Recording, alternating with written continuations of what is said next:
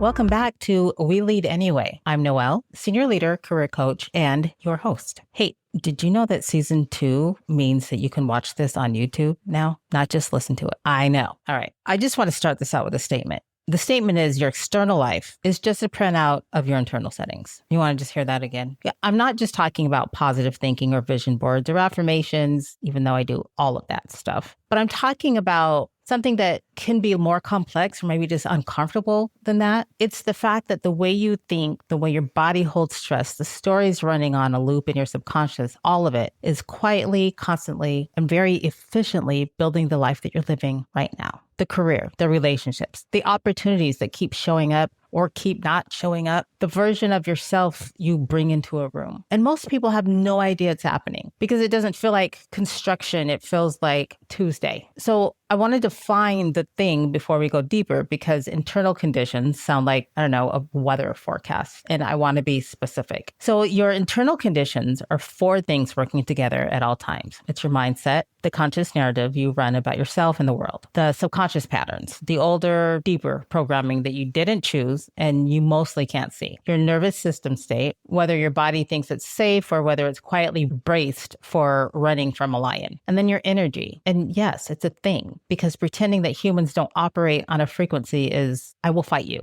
These 4 things are not separate. They talk to each other constantly. Your nervous system feeds your subconscious shapes your mindset affects your energy, and your energy, whether you like it or not, is the first thing that walks into a room before you even open your mouth. And it's not woo for woo's sake, but I am woo. I'm very woo. But it's also just neuroscience. The 2 things are not mutually exclusive, and anyone who tells you otherwise is, how do you say it, delulu. Now, the thing that people can't wrap their brain around, usually, your conscious mind, that part of you that made a to-do list this morning and is currently listening to this or watching this, is responsible for roughly 5% of your behavior. 5. The other 95% is running on programming that was mostly installed before you were 7 years old. 7. So when you wonder why you keep attracting the same kind of boss, or why you sabotage things right before something gets really good, why you can intellectually know your worth and still accept less than you deserve, that's not a logic problem. That's a subconscious pattern doing exactly what it was built to do, keeping you in the familiar, because familiar feels safe, even when familiar is terrible. The subconscious doesn't evaluate or have opinions about whether your childhood belief that you were too much or not enough is actually true. It just runs the file over and over until you interrupt it. And the interruption doesn't start with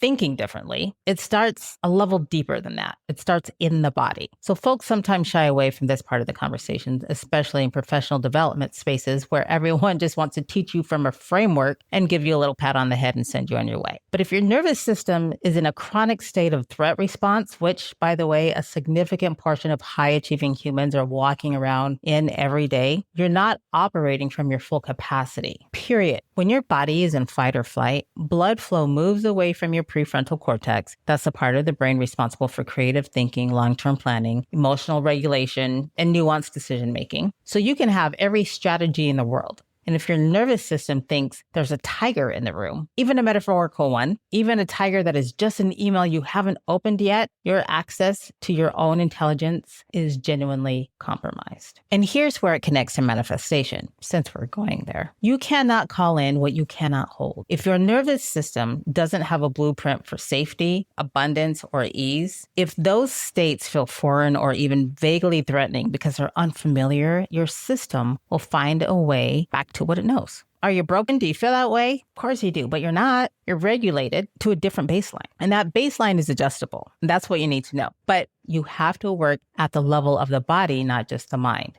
Let's talk about energy. And I'm going to ask you to stay with me. Now, a lot of you who know me or already follow me, you know I talk about this stuff all the time. Some of you might roll your eyes, but just give me a minute. You already know this is real. You've walked into a room and felt something was off. Or you've met someone right away and you're like, this the homie right here. You've had days where everything flows and days where you're pushing through wet concrete. And that's not mood, that's frequency. That's you reading the energetic information in your environment and in other people, which means other people are reading yours. So the energy you carry into your career or your interviews, your relationships, your creative work, it's transmitting. The desperation you're trying to hide, we can see that shit. The resentment you're managing in a meeting is in the room. It's there. The genuine excitement and confidence you feel when you're aligned, that's in the room too. But you can't put that on your resume. So when we talk about shaping your reality, we're not just talking about your thoughts, we're talking about the full broadcast. What are you actually sending out? And here's the part where I don't give you a 5-step system, because honestly, the work is way too personal for that. And for that, you should visit my website. But here's where to start. Get honest about your baseline, not your aspirational baseline, your actual default. When no one's watching, when nothing's happening, what does your inner monologue sound like? Is she a dick? Because mine is. What does your body feel like? Is it tense? Are you braced? I always have to unclench my jaw. You guys find yourself doing stuff like that? Are you vaguely just waiting for something to go wrong all the time? That's your baseline. And your baseline is your baseline for everything. So start noticing the pattern, not just the problem. When something keeps happening in your life, a dynamic that keeps repeating, you're dating the same guy, or your job puts you in a rut every other year. Stop asking what's wrong with the situation and start asking what in you is familiar with this. And that question will take you somewhere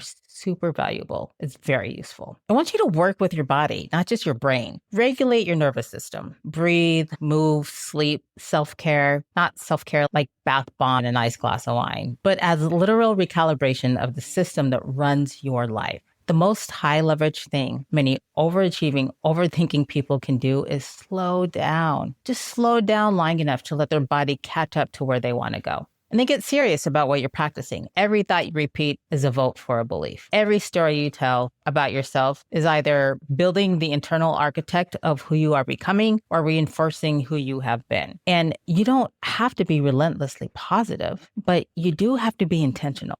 So one of the things that I started doing was, instead of saying I am depressed or I am stressed out or I have anxiety, I'll say I am experiencing feelings of depression, or I am noticing that I'm starting to feel anxious. It sounds like semantics, but what happens every single time you say I am is your neurotransmitters are firing, and they're getting stronger and stronger and stronger. And neurotransmitters that fire together, wire together. So if you disrupt it by saying, I'm noticing feelings of, you no longer embody what that thing is, unless it's, I am a goddess, I am fine as hell. I co-sign on those things. But if it's, I am stressed out, I am depressed, just change it to, I notice this. It will make a huge difference. Now, here's your challenge this week. One thing, pick one recurring pattern in your life, professional, personal, doesn't matter. And instead of analyzing the external circumstance, turn the lens inward. Ask, what internal condition is this a match for? Oh,